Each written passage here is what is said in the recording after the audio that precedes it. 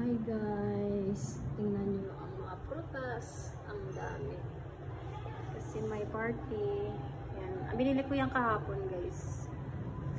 Yan. Iba-iba yung klaseng prutas. Masikip lang siya. Guys. May kiwi. May apple, may orange, may green apple, saging. Yan siya guys. Yum yum yum. Ang grip siya guys. Fresh na fresh. Fruits. Sa magandang katawan. Yan. Kain tayo yung prutas guys.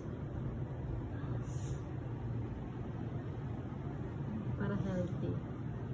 Bye guys. Like and subscribe my YouTube channel guys. Thank you.